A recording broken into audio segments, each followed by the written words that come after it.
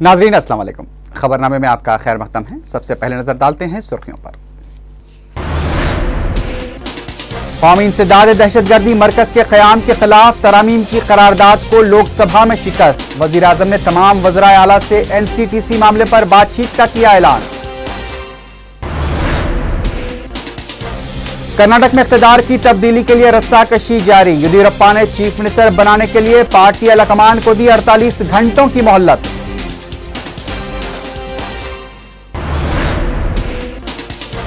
फसादात के दौरान मुस्लिम नौजवानों के खिलाफ आयद करदा मुकदमात से अदम दस्तबरदारी पर असम्बली में अकबर ओवैसी का इजहार बरहमी।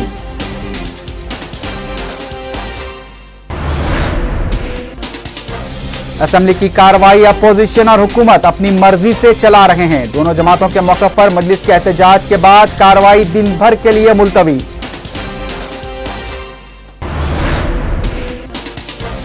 राज्यसभा के लिए कांग्रेस और तेलुगु देशम के उम्मीदवारों ने पर्चे नामजदगी दाखिल कर दिए।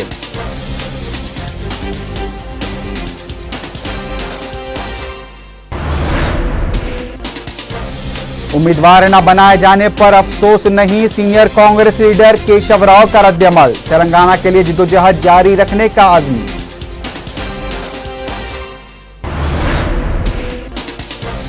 ज़िमनी इंतखाबात में TRS भारी अक्सरियत से कामयाबी हासिल करेगी, KTR का दावा।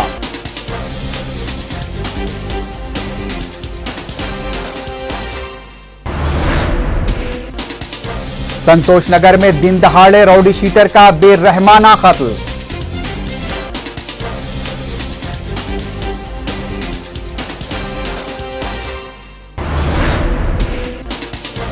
और फ्रांस में यहूदी स्कूल के पास फायरिंग, 3 अफराद बशमूल 2 बच्चे हलाक।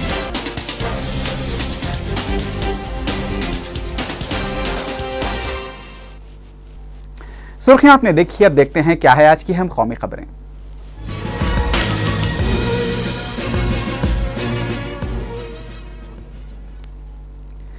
लोकसभा में आज मरकजी वजीर रेलवे दिनेश त्रिवेदी के इस्तीफे पर अपोजिशन की जानिब से वजीर आजम डॉक्टर मनमोहन सिंह से बयान देने के मुतालबे पर वजीर आजम ने लोकसभा में कहा कि दिनेश त्रिवेदी का इस्तीफा सदर जमहूरिया को रवाना कर दिया जाएगा। वजीर आजम ने कहा कि नए रेलवे वजीर को जल्द ही हलफ भी दिलाया जाएगा। वजीर आजम डॉक्टर मनमोहन सिंह ने काबीना से दिनेश त्रिवेदी के चले जाने पर अफसोस का इजहार किया। उन्होंने कहा कि दिनेश त्रिवेदी ने एक अच्छा बजट पेश किया था। डॉक्टर मनमोहन सिंह ने आज लोकसभा में यह भी बताया कि हिंदुस्तान अक़वाम मुत्तहिदा के हुकूक़ इंसानी कौंसिल में श्रीलंका में तामिल बाशिंदों पर जराइम के खिलाफ श्रीलंका के खिलाफ वोट देगा। वज़ीर आज़म ने सदर जमहूरिया के खुतबे पर तहरीक तशक्कुर की करारदाद पर तकरीर करते हुए कहा कि कौमी इंसदाद दहशतगर्दी मरकज़ पर पाए जाने वाले तनाज़े पर तमाम रियासतों के वज़राए आला के साथ 16 अप्रैल को बातचीत की जाएगी। उन्होंने ऐवान को इस बात का यकीन दिलाया कि इससे कबल NCTC को तातुल में रखा जाएगा। Control over the left-wing extremism and control over terrorism are absolute necessities if we are to achieve our growth objectives. Madam, let me assure the House that our government is committed to providing fully secure living conditions to its citizens, and it will take every possible step, as has been pointed out by some members, that a number of chief ministers have expressed their concern after the order was issued, and I have replied to them that there will be consultation before the next steps are taken. The consultation was held on 12 March 2012. इससे पहले आज लोकसभा की कार्रवाई जैसे ही शुरू हुई, opposition अरकान ने दिनेश त्रिवेदी के इस्तीफे पर वजीर आजम से बयान देने का मुतालबा किया। बीजेपी के रुकन पार्लियामेंट यशवंत सिन्हा ने कहा कि वजीर रेलवे के इस्तीफे की खबरें मीडिया के जरिए सामने आ रही हैं, लेकिन वजीर आजम को इस सिलसिले में ऐवान में बताना चाहिए कि आखिर किस वजह से दिनेश त्रिवेदी इस्तीफा देने पर मजबूर हुए हैं। बाएं बाजू के गुरुदास दास गुप्ता ने भी वजीर आजम से बयान देने का मुतालबा किया। अपोजिशन के मुतालबे के बाद मरकजी वजीर खजाना पनम मुखर्जी ने बताया कि दिनेश त्रिवेदी का इस्तीफा इतवार की रात वजीर आजम को मौसूल हुआ था और वजीर आजम इस मसले पर गौर करने के बाद फैसला लेंगे। उधर दूसरी जानिब लोकसभा में आज बीजेपी और बायाबाजू की जमातों की जानिब से कौमी इंसदाद दहशतगर्दी मरकज के क़याम के खिलाफ पेश की गई तरामीम पर करारदाद को शिकस्त हो गई। तरामीम की करारदाद के खिलाफ 226 अरकान ने वोट दिया, जबकि इसकी तायद में 141 वोट डाले गए। तृणमूल कांग्रेस और बहुजन समाज पार्टी ने वोटिंग में हिस्सा नहीं लिया। समाजवादी पार्टी ने एनसीटीसी के खिलाफ अपनी तरमीम से दस्तबरदारी इख्तियार कर ली। इससे पहले लोकसभा में कायद अपोजिशन सुषमा स्वराज ने एनसीटीसी के खिलाफ तरामीम के लिए करारदाद पेश करते हुए कहा कि ये वफाकी उसूलों की खिलाफ वर्जी है और रियासतों के इख्तियारात में भी इससे मदाखलत हो सकती है। कर्नाटक में इख्तिदार की तब्दीली को लेकर बीजेपी में जबरदस्त उथल पुथल मची हुई है। उधर साबिक चीफ मिनिस्टर येदियुरप्पा अपने सख्त मौक़िफ़ पर कायम रहते हुए उन्हें दोबारा चीफ मिनिस्टर बनाए जाने के लिए बीजेपी आलाकमान पर दबाव डाल रखा है। बेंगलुरु में 5 सितारा होटल में येदियुरप्पा के हामियों ने अपने इजलास में येदियुरप्पा के साथ वफादारी का ऐलान करते हुए उन्हें फौरी चीफ मिनिस्टर बनाने का मुतालबा किया है। येदियुरप्पा के हामी अरकान असम्बली ने पार्टी आलाकमान को यह वाज़ेह पैगाम दिया है कि अगर येदियुरप्पा को चीफ मिनिस्टर नहीं बनाया गया तो पार्टी में फूट पैदा हो सकती है। इस दौरान पता चला है कि येदियुरप्पा ने पार्टी सदर नितिन गडकरी की जानिब से बातचीत के लिए नागपुर आने की उनकी दावत को मुस्तरद कर दिया है। ताहम उधर बीजेपी लीडर अरुण जेटली ने कहा है कि पार्टी में कोई बहरान नहीं है और पार्टी के इस दाखिली मामले की जल्द यकसुई कर ली जाएगी।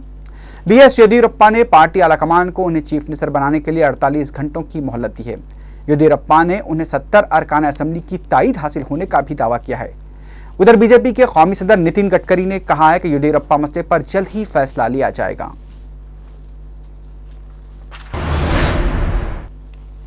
अब नजर डालते हैं इलाकाई खबरों पर।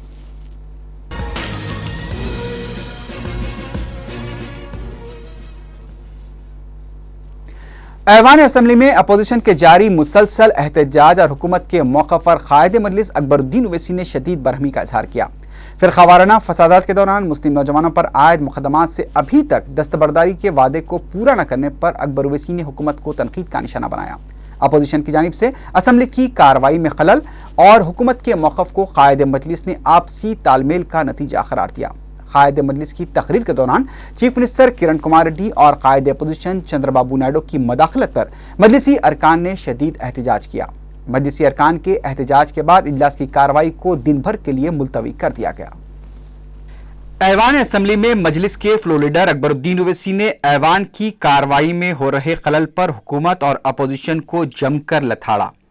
मजलिस ने सुप्रीम कोर्ट की जानिब से 6 वज़रा को नोटिस जारी किए जाने के मसले पर ऐवान की कार्रवाई में अपोजिशन के एहतजाज और हुकूमत के मौक़िफ़ पर शदीद एहतजाज किया, जिस पर ऐवान की कार्रवाई को दिन भर के लिए मुलतवी कर दिया गया। पीर को इजलास की कार्रवाई का जैसे ही आगाज हुआ, स्पीकर एन मनोहर ने अपोजिशन की जानिब से पेश की गई तहरीकात इल्तिवा को नामंजूर कर दिया, जिसके बाद तेलुगु देशम और टीआरएस अरकान ने अपने अपने मुतालबात को लेकर शदीद एहतजाज किया। इसके बाद स्पीकर ने इजलास की कार्रवाई को पहले 10 मिनट के लिए मुलतवी कर दिया। जब इजलास 11:10 पर दोबारा शुरू हुआ तो स्पीकर ने फ्लोर लीडर्स के साथ हुए इजलास के दौरान सुप्रीम कोर्ट नोटिस पर अपोजिशन की जानिब से एहतजाज दर्ज करने की यकीन दहानी के बाद तमाम सियासी जमातों के लिए वक्त मुकर्रर किया, लेकिन टीआरएस अरकान ने अपने मुतालबे पर ऐवान में चीफ मिनिस्टर की जानिब से तयक़ुन देने का मुतालबा किया, जिस पर स्पीकर ने टीआरएस फ्लोर लीडर ई राजेंद्र को बात करने का मौका फराहम किया। ई राजेंद्र ने कहा कि आम हड़ताल के दौरान मुलाजमीन के साथ किए गए वादों पर आज तक अमलावरी नहीं हुई है और वजीर दाखिला ने भी तहरीक के दौरान दर्ज किए गए मुकदमात से भी दस्तबरदारी का वादा किया था, लेकिन उस पर भी अमलावरी नहीं हुई है। चीफ मिनिस्टर ने इस मौके पर जवाब देते हुए कहा कि आम हड़ताल के दौरान मुलाजमीन से किए गए माहिदे से मुताल्लिक अदालत से इजाजत हासिल कर ली गई है और 4 ता 5 दिन के अंदर उसकी यकसुई कर ली जाएगी। चीफ मिनिस्टर ने कहा कि तलबा के मुस्तकबिल को देखते हुए कई मुकदमात से हुकूमत दस्तबरदारी इख्तियार कर चुकी है, ताहम इनफरादी मुकदमात में हायल पेचीदगियों को दूर करते हुए उसकी भी यकसुई की जाएगी और इस सिलसिले में हुकूमत संजीदगी से काम कर रही है। इसी मसले पर कायद अपोजिशन चंद्रबाबू नायडू ने कहा कि तलबा के मुस्तकबिल को नजर में देखते हुए या तो मुकदमात से फौरी दस्तबरदारी इख्तियार की जाए या फिर उन्हें सरकारी मुलाजमतों के लिए अहल करार दिया जाए। चंद्रबाबू नायडू ने कहा कि हुकूमत को इस सिलसिले में वक्त का तयन करते हुए इस मसले की यकसुई के लिए बयान देना चाहिए ताकि तलबा पर दबाव कम हो सके। इस दौरान बाबाजू के अरकान ने भी तलबा पर आयद मुकदमात से फौरी दस्तबरदारी का मुतालबा किया। बाद में मजलिस के फ्लोर लीडर अकबरुद्दीन ओवैसी ने कहा कि ऐवान में हर कोई आंध्रा या फिर तेलंगाना की बात कर रहा है, लेकिन मुसलमानों के मामले में कोई कुछ नहीं कह रहा है। कायदे मजलिस ने कहा कि फिरकावाराना फसादात के दौरान पहली बार गिरफ्तार होने वाले नौजवानों के खिलाफ दर्ज की गई रॉडी शीट्स और हिस्ट्री शीट्स को बंद करने का वादा किया गया था। ऐलान का 1 साल मुकम्मल हो जाने के बावजूद भी इस पर अमलावरी नहीं हुई है। अकबरुद्दीन ओवैसी ने कहा कि किसी भी मजहब से ताल्लुक रखने वाला बेकसूर नौजवान, उसकी रॉडी शीट और हिस्ट्री शीट को बंद की जानी चाहिए। उन्होंने कहा कि हाल ही में वजीर दाखिला ने इजलास मुनक्किद करते हुए 10 दिन के अंदर मुकदमात से दस्तबरदारी का तयक़ुन दिया था। कोई भी हमारे मुसलमान बच्चों के ऊपर जो कम्युनल राइट जब हुए उस वक्त जो मुकदमा बुक करे साहब, in this house honourable chief minister had come on record and given an assurance stating that कि जितने भी rowdy sheets and history sheets खोले हैं फर्स्ट टाइम ऑफेंडर्स के वापस लेंगे। बोले सर 1 साल हो गया, कब करेंगे साहब? किसी शायर ने बड़ा खूब कहा है, कौन जीता है तेरे जुल्फ के सर होने तक, आग को चाहिए कुमर असर होने तक। आखिर कब करेंगे साहब? कब बोले 1 साल होगा कुछ नहीं, वहां से बोले तो भी तेलंगाना का बोले, तेलंगाना के लोग भी तेलंगाना वालों का बोले साहब, आंध्रा वाले आंध्रा का बोल रहे, हमारे बारे में कोई नहीं बोल रहा। क्या किसी को भी मुसलमान वोट नहीं होना है साहब? हमारे केसेस के बारे में हम इतना बोल रहे साहब, असेंबली में बोले, हाउस में बोले, होम मिनिस्टर साहब मीटिंग बुला के बोले 10 दिन में करेंगे, बोले अब तक एक भी नहीं करे सर। एक बच्चे पे हिस्ट्री शीट रॉडी शीट खोल दिया है साहब, होल सिटी में हर फेस्टिवल में उसको बुलाते हैं साहब। कई स्टूडेंट्स है उसमें, एटलीस्ट जो फर्स्ट टाइम ऑफेंडर्स है आप उनके हिस्ट्री शीट रॉडी शीट खत्म करिए। Sir history sheet rowdy sheet कब खोली जाती है साहब? हिस्ट्री शीट रॉडी शीट उस वक्त खोली जाती है जब केस बुक होने के बाद वो जो है उसको खुसूरवार खड़ाया जाता है कोर्ट के जरिए, सजा होती है, तब रॉडी शीट खोली जाती है। अभी केस का ट्रायल भी नहीं शुरू हुआ, केस खत्म भी नहीं हुआ, हिस्ट्री शीट रॉडी शीट खोल दिए साहब ओल्ड सिटी में। साहब ओल्ड सिटी में वहां पे ना सिर्फ मुसलमानों पे बल्कि मैं कहूंगा कि हिंदूज पर भी साहब कम्युनल राइट्स ओल्ड सिटी में हर एक के ऊपर केसेस बुक करे। मैं चाहता हूं कि ऑनरेबल चीफ मिनिस्टर साहब इस ताल्लुक से भी जवाब दें और तयखुन दें सारे पुराने शहर के लोगों को, बिल्कुल मुसलमानों को, कि जितनी हिस्ट्री शीट रॉडी शीट जो बंद करने का आपने वादा किया है उसको कब बंद करेंगे? 1 साल हो गया, बंद भी करेंगे नहीं करेंगे? नहीं करते हैं तो बोल दीजिए नहीं करेंगे, कब करेंगे? कितने केसेस हमारे हैं उसको विड्रॉ करेंगे? ये भी जरूरी है सवाल। सिर्फ तेलंगाना के बारे में बोलेंगे, सिर्फ आंध्रा के बारे में बोलेंगे तो मुसलमानों के बारे में नहीं बोलेंगे, ये भी जरूरी है। मैं उम्मीद करता हूं कि आप इस ताल्लुक से भी जवाब देंगे सर। जिस पर वजीर दाखिला ने कहा कि 1 या 2 दिन में इजलास तलब करते हुए इस अमल को खतियत दी जाएगी। వాళ్ళపైన ఉన్న కేసుల గురించి అధ్యక్ష ఇప్పుడు గౌరవ ముఖ్యమంత్రి గారు చెప్పిన దాని ప్రకారం మీరు ఎప్పుడు టైం ఇస్తే అప్పుడు స్టేట్మెంట్ ఇవ్వడం జరుగుతుంది అధ్యక్ష। గౌరవ శాసనసభ్యులు అక్బరుద్దీన్ గారు అడిగినట్టు అధ్యక్ష స్పీకర్ గారి డైరెక్షన్ తోనే ఒక మీటింగ్ కూడా పెట్టడం జరిగింది అధ్యక్ష। దాంట్లో చర్చించడం కూడా జరిగింది। మళ్ళీ సెకండ్ మీటింగ్ లో పెట్టి ఎంతమంది ఉన్నారు, ఎంతమంది ఆ విధంగా కేసులను ఒకసారి డిస్కస్ చేసి నిర్ణయించాలన్న ఆలోచన ఆ రోజు వాళ్ళ శాసనసభ్యులందరూ అటెండ్ కావడం జరిగింది అధ్యక్ష। 2 days లో అవి కూడా మీటింగ్ అరేంజ్ చేసి దానికి సంబంధించి ఒక క్లారిటీ ఇవ్వడం జరుగుతుందని మీ ద్వారా సభకు తెలియజేస్తున్నాను అధ్యక్ష। बीजेपी के किशन रेड्डी ने भी इस मसले को जेर बहस लाया। बाद में चंद्रबाबू नायडू ने सुप्रीम कोर्ट की नोटिस के मामले पर एहतजाज दर्ज करने के लिए बोलना शुरू किया, जिस पर मजलिस के लीडर अकबरुद्दीन ओवैसी ने मदाखलत करते हुए कहा कि आखिर किस पर एहतजाज दर्ज किया जा रहा है। अकबर ओवैसी ने शदीद नाराजगी का इजहार करते हुए कहा कि बदनवानियों के मामले में हुकूमत और अहम अपोजिशन जमात संजीदा नहीं है। उन्होंने कहा कि दोनों जमातों ने तालमेल के जरिए अपने अपने सियासी कामों की अंजामदही के लिए ऐवान के 7 दिन जाय किए हैं। उन्होंने कहा कि बदनवानी एक संगीन मसला है और उस पर मुबाहस होने चाहिए।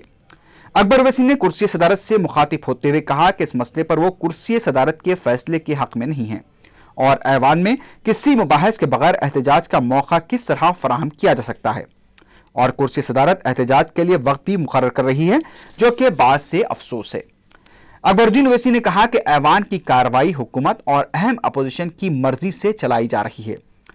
Sir, my submission and my clarification to the chair is that, sir, if there is a debate or a statement or a question after a debate and a reply, then all the opposition parties have the right to lodge their protest. Sir, my submission to the chair is that, sir, on what are you allowing this protest, sir? Sir, I am sorry to say, sir, but what impression the people are having, very conveniently, whether the ruling party or the major opposition party, just because they had their priorities and engagements and their busy schedule, they were not able to attend the assembly, so they didn't want the assembly to run. And now today all the leaders have come back from the by-election campaigning and other priorities of their political parties. They want to have this. Sir, it is a very serious issue and a serious matter which needs to be debated. It is not that without a debate, what have you disallowed the adjournment motion? Has the government not given a proper reply for a question? Has the statement given by the government that we want to have a debate? Nothing as such, and simply we want to have a protest, sir. On what grounds did the Honorable Chair allow this? This is what is my question and submission, sir. I want a specific answer for this, sir. कोई बहस नहीं हुआ, कोई मुबाहिसा नहीं हुआ, कोई statement नहीं आया, कुछ क्वेश्चन नहीं हुआ, आप सिर्फ प्रोटेस्ट को दे रहे हैं और उसके बाद में, sir, I always come for the rescue of the chair. But this time I feel very, very saddened, sir, that you are also allotting time for lodging the protest. No. 15 minutes, 5 minutes, 10 minutes, please. Isn't it sad, sir? This shows that, sir, whether the opposition party or the ruling party, they are not serious towards the corruption which is happening in the state, sir. They just want to be ignorant, they want to be quiet, they just want to lodge a formal protest, just formal protest of 10 minutes, stating that corruption is there. If the corruption is there, let us have a serious debate, sir. And my party demands a serious debate, sir, on this subject, sir. In every walks of life there is corruption. Mining mafia is there, land mafia is there, liquor mafia is there, and now this corruption, sir. What is this, sir? Just a formality. They want to just give the sir. No, I'm not supporting anybody. I want a debate to happen in this house on this subject, sir. And I would say that, sir. And I would like to come on record and say that, sir, for the first time, my party stood with the opposition party on this corruption issue. And we were expecting that the leader of the opposition and the major opposition party would request the government and demand to the government to have a debate. 7 days you didn't let the house run for this subject, and today just with 15 minutes protest you want to finish the subject? Is this the seriousness? Is this the seriousness? And the government is also colliding with the opposition party, I would say, sir. Both of them are hand in glove, sir. Both of them, with their understanding, they run the house, they don't run the house. All these days, the government also didn't want to run the house. They said, okay, fine, let it go. Today now, they want to just, sir, we want a debate on the subject, sir. The corruption is a major issue, sir. People are eating. The common man is suffering, sir. So the common man is suffering, sir. Inflation is rising. Price rise is going high, sir. Power shortage is there. Water is not there, sir. And then corruption, sir. Who's the sufferer, sir? The common man is sufferer, sir. We want to have a debate on this subject, sir.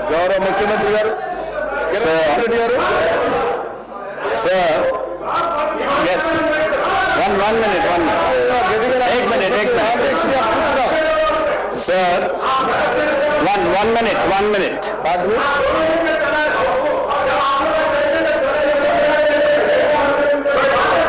Sir, as far as corruption గురించి,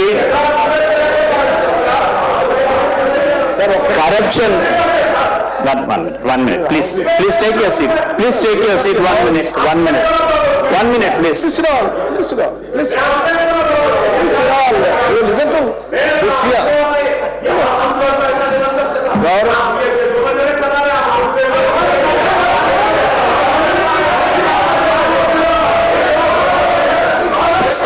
Speaker, sir, corruption గురించి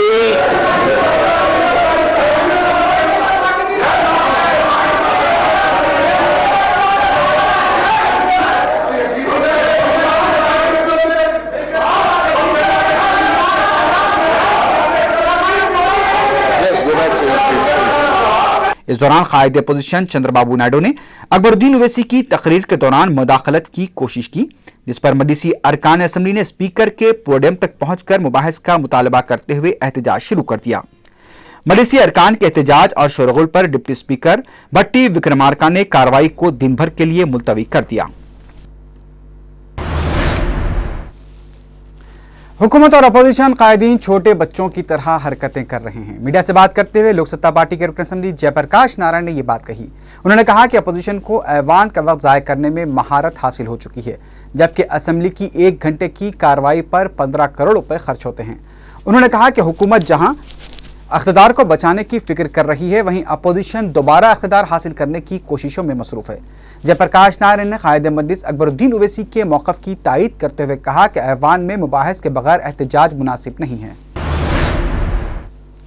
TRS के रुकन assembly K.T.. Rama Rao ने ज़िमनी इंतखाबात में TRS उम्मीदवारों की कामयाबी को यकीनी करार दिया है। मीडिया से बात करते हुए के.टी.आर. ने कहा कि 21 मार्च को नतायज के ऐलान के बाद कांग्रेस और तेलुगु देशम को तेलंगाना मसले पर अपनी दोहरी पॉलिसी को तर्क करते हुए संजीदा हो जाना चाहिए।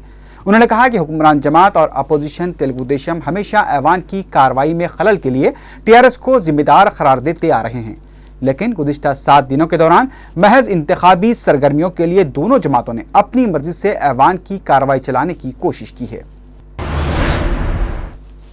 टीडीएलपी ने इल्जाम लगाया है कि मजलिस हुकूमत को बचाने की कोशिश कर रही है। मीडिया से बात करते हुए तेलुगु देशम के रुकन असेंबली रेवंत रेड्डी ने बदउनवानियों के खिलाफ जिद्दोजहद करने वाली तेलुगु देशम के बारे में कायद मजलिस अकबरुद्दीन ओवैसी के रिमार्क्स पर अफसोस का इजहार किया।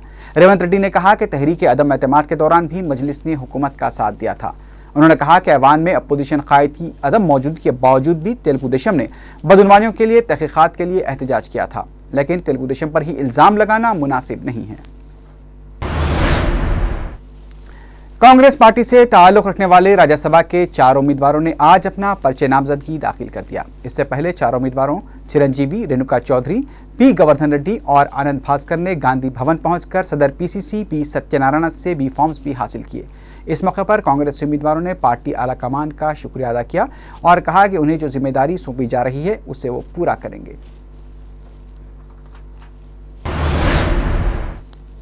उधर राज्यसभा के लिए तेलुगु देशम पार्टी के उम्मीदवारों सी.एम. रमेश और देवेंद्र गौड़ ने भी आज अपने पर्चे नामजदगी दाखिल कर दिए। इससे पहले दोनों कायदीन ने एनटीआर घाट पहुंचकर एनटीआर की समाधि पर फूल चढ़ाए।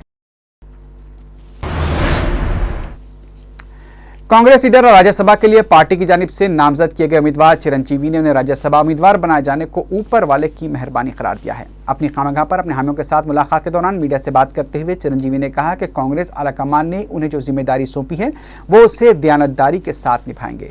चिरंजीवी ने कहा कि अब उनके मुस्तकबिल का दारोमदार कांग्रेस आलाकमान पर ही मुनहसिर है। चिरंजीवी की खामगाह पर पहुंचकर मुबारकबाद देने वालों में रियासती वजीर जी श्रीनिवास राव, अरकान असेंबली वी गीता अनिल, के विद्याधर राव और नागा बाबू भी शामिल थे। कांग्रेस पार्टी के सीनियर लीडर केशव राव ने कहा कि उन्हें राज्यसभा का उम्मीदवार न बनाए जाने पर कोई अफसोस नहीं हुआ है। दिल्ली में मीडिया से बात करते हुए केशव राव ने कहा कि उन्हें इस बात का इल्म था कि अलहदा तेलंगाना की हिमायत में उनके सख्त मौक़िफ़ की वजह से उन्हें उम्मीदवार नहीं बनाया जाएगा। उन्होंने कहा कि तेलंगाना मसले पर वो किसी भी तरह का समझौता नहीं करेंगे, क्योंकि ओहदा उनके लिए अहम नहीं है, बल्कि तेलंगाना उनके लिए ज़्यादा अहमियत रखता है।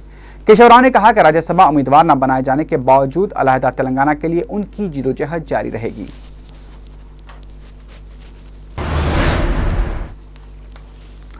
संतोष नगर में आज दिन दहाड़े एक रौडी शीटर को बेरहमाना तरीके से कत्ल कर दिया गया। तफसीलात के मुताबिक चंद्रानगुट्टा पुलिस स्टेशन का रौडी शीटर मखतूल इलियास फैयाज गैंग का रुकन था। इससे कबल भी इलियास के एक साथी सालिम का भी तालाब कट्टा रेलवे पटरियों पर कत्ल कर दिया गया था। पुलिस के मुताबिक मखतूल इलियास आज सुबह संतोष नगर में वाक़ जिम में वर्जिश करने के लिए आया था। जिम के मैनेजर के मुताबिक 8 अफराद पर मुश्तमिल टोली ने जो मोहल्लिक हथियारों से लैस थे इलियास पर हमला कर दिया। इलियास हमले में बरसरे मौका हलाक हो गया। कत्ल के इस वाक़े से आसपास के इलाके में सनसनी फैल गई। इलियास के जिस्म पर कई ज़रबात पाए गए। वाक़े की इत्तला मिलते ही DCP south zone Manish Kumar Sinha, additional CP law and order Amit Garg और एसीपी संतोष नगर साई कृष्णा भी मुकाम वाक़या पहुंच गए। पुलिस की जानिब से डॉग स्क्वाड को भी तलब कर लिया गया था। मकतूल के भाई ने बताया कि इलियास के साथी सालिम के कत्ल के बाद इलियास ने उसे मिल रही धमकियों से पुलिस को वाकिफ करवाते हुए तहफ़्फ़ुज़ फराहम करने की दरख्वास्त की थी, लेकिन पुलिस की जानिब से इलियास की दरख्वास्त को नज़रअंदाज कर दिया गया। इलियास के भाई ने इस कत्ल के पीछे जफर पहलवान पर भी शुबा जाहिर किया है। कंचनबाग पुलिस ने केस दर्ज करते हुए तहकीकात का आगाज कर दिया है।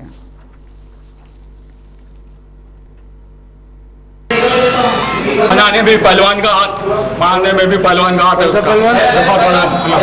दोनों भी मारने में भी उसका याद है, बनाने में भी उसका याद है। मेरे भाई को हराम करा उन्नीस और मारा भी उन्नीस, उसके पूरे भतीजे होतीजे सब मेरे सामने परसों दिया करते चंदान गुर्दे में। 9:15 साढ़े 9 बजे के आसपास एक इलियास करके, सैयद इलियास करके फूलबाग चंद्रायन गुटा के रहने वाले हैं। तो उनके ऊपर में वो आज यहाँ पे जिम पे आए और वो जब जिम में अपना एक्टिविटीज़ कर रहे थे तो उनके ऊपर एक जानलेवा हमला हुई जिसमें कि उनको मार दिया गया। सो इस मामले में हमारी तहकीकात चल रही है। इससे पहले जो इलियास साहब हैं वो 55/11 बोल करके वो है एक क्राइम है, उसमें अक्यूज़ थे सो इसमें हम लोग अभी तक जो इन्फॉर्मेशन आई है इसमें इससे पहले कुछ गैंग्स रिलेटेड प्रॉब्लम्स थे। उस गैंग्स रिलेटेड इशू में ये मर्डर हुई होगी सोच करके हम लोग आगे तहकीकात कर रहे हैं। अब देखते हैं क्या है आज की अहम बैनुल-अक़वामी खबरें।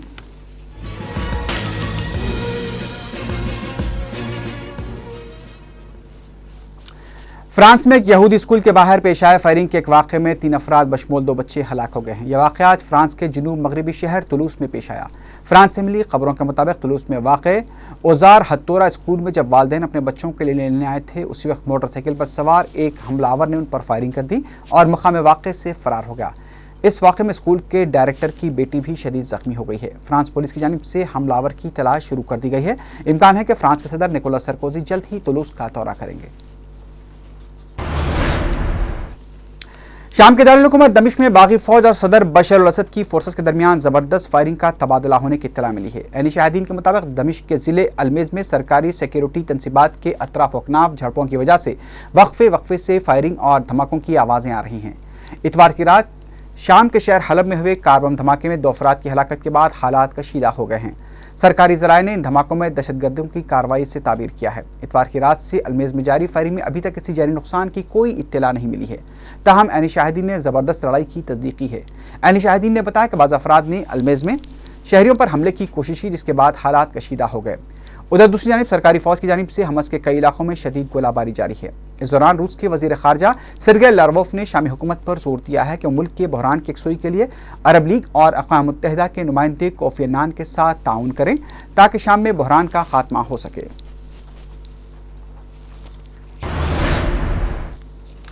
वज़ीर-ए-आज़म पाकिस्तान यूसुफ रज़ा गिलानी ने सुप्रीम कोर्ट में तौहीन अदालत के मुकदमे के सिलसिले में अपना तहरीरी बयान दाखिल कर दिया है। पाकिस्तानी सरकारी टीवी के मुताबिक वज़ीर-ए-आज़म गिलानी के वकील ने 24 सवाल पर मुश्तमिल जवाब दाखिल किया है।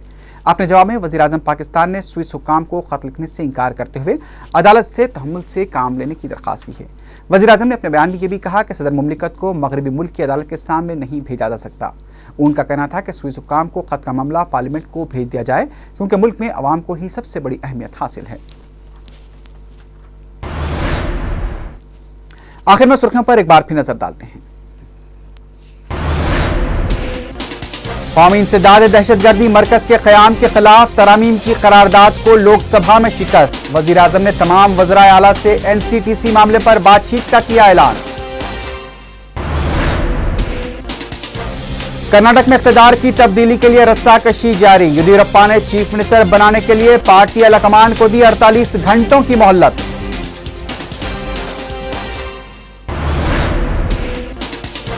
फसादात के दौरान मुस्लिम नौजवानों के खिलाफ आयद करदा मुकदमात से अदम दस्तबरदारी पर असम्बली में अकबर ओवैसी का इजहार बरहमी।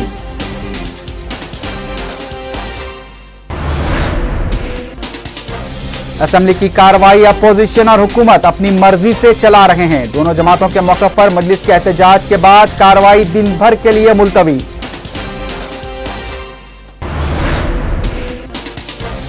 राज्यसभा के लिए कांग्रेस और तेलुगु देशम के उम्मीदवारों ने पर्चे नामजदगी दाखिल कर दिए।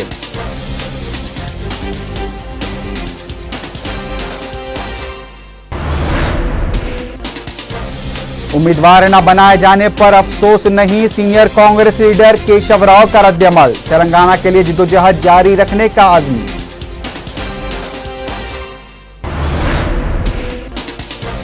ज़िमनी इंतखाबात में टीआरएस भारी अक्सरियत से कामयाबी हासिल करेगी, केटीआर का दावा।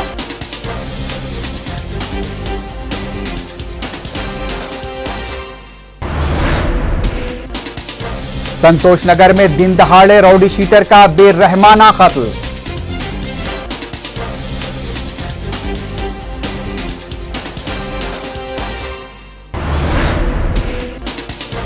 और फ्रांस में यहूदी स्कूल के पास फायरिंग, 3 अफराद बशमूल 2 बच्चे हलाक।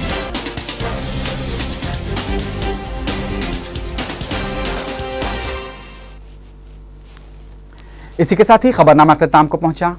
अल्लाह हाफिज।